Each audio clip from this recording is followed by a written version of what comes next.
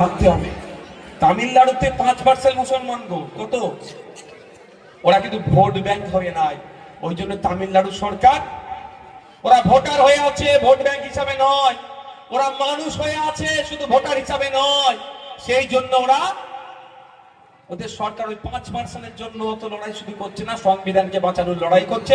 আর বিজেপির বিরুদ্ধে সত্যিকারের লড়াই করে তার প্রমাণ দেখিয়ে দিচ্ছে তামিলনাড়ু সরকার। আর আমাদের রাজ্য সরকার মোদীর জন্মদিনে ফুল মিষ্টি পাঠাচ্ছে, চাদর পাঠাচ্ছে। আরএসএস এর চিফ মোহন ভাগবত জিকে আপনার ভালো আম দিয়ে পাঠাচ্ছে। আর অমিত শাহ এইগুলো কেড়ে নেওয়ার চক্রান্ত করছে। সেই অমিত শাহ সৌরভ গাঙ্গুলির বাড়িতে আসবে, কি খাবে তার মেনু ঠিক করে দিচ্ছে এই মমতা ব্যানার্জি। আর আপনি ভাবছেন মমতা আপনার নাকি মাদ্রাসা মসজিদ ঈদগাহ বাঁচাবে। আপনি বলুন, আমি কিতে গেল গো, আমি লাস্ট কাঁদে বাড়ি এসে ওইটা খাওয়া দাওয়ার ব্যবস্থা করলাম। তোমার অঞ্চলে না, নারায়ণপুরে তো। আচ্ছা, আমি একজনের বাড়ি এসে খাওয়া দাওয়া করেছি। মালিক ভাই তাকে যদি খাওয়া দাওয়ার নিয়মটা বলে দেয়, ভাইজান বেশি ঝাল খায় না, বেশি তেলা জিনিস খায় না, তাহলে এত বলতে পারবে কেন? মালিক ভাইয়ের সাথে সেই রকম আমার সম্পর্ক আছে বলি তো। কি গো, হ্যাঁ? তো অমিত শাহকে কি কি খাওয়ালে ভালোবাসতেন উনি?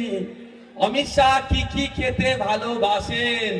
যদি অমিত শাহর বোন দিদি মমতা ব্যানার্জি না জানে, তাহলে সৌরভ গাঙ্গুলিকে কি করে বললো ভাই? এখন আপনাদের ভরসা হচ্ছে না? এখনো বিশ্বাস হচ্ছে না যে কি লেভেলে আপনাদেরকে ঠকাচ্ছে? তামিলনাড়ু সরকার অলরেডি বলে দিয়েছে, তামিলনাড়ুতে ওয়াকফ সংশোধনী আইন আমি লাগু হতে দেব না। আর আমার পশ্চিম বাংলায় এই নটোরিয়াস ক্রিমিনালদের সরকারটা, ওই যে নটোরিয়াস ক্রিমিনাল একটা আছে না, নটোরিয়াস ক্রিমিনাল আছে তো, জানেন তো? ও আপনার ওয়াকফ আইনকে বাঁচানোর জন্য মহিলা নিয়েছে, ডান্স করিয়েছে সোনপুর বাজারে। ওয়াকফের বিরুদ্ধে আন্দোলন হচ্ছে, মহিলা নিয়েছে ডান্স করাচ্ছে। ডান্স কখন করায় যতটুকু আমরা জানি, কিন্তু ওরা যখন ওদেরই দেখি, ওরা যখন খুশি থাকে। ওয়াকফের সম্পত্তি কেড়ে নিচ্ছে, আপনি খুশিতে আছেন তাহলে?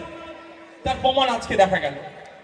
ভাঙড়ে 3000 মানুষের নামে মিথ্যা মামলা দিয়েছে, আমার নামে 5টা মামলা দিয়েছে। ওই দিনটাই ভাঙড়ে ছিলাম, আমি ছিলাম শিয়ালদাতে। যাক, ওই মামলালে আমি পরোয়া করি না। কিন্তু আপনাদের ভাবতে হবে, মমতা ব্যানার্জি আসল রূপ আমাদেরকে ধরতে পেরেছি। এর মুখ আর মুখোশ আমরা জানতে পেরেছি। এরা হয়তো এটাও হতে পারে, কি বলুন তো, ভাইপো যেভাবে দুর্নীতি করেছে, চাকরি চুরি, গরু চুরি, কয়লা চুরি, বালি চুরি, শিক্ষা চুরি, হসপিটালের মেডিসিন চুরি, এমন কোন জায়গা নেই যে এরা দুর্নীতি করেনি। এই দুর্নীতির হাত থেকে বাঁচার জন্য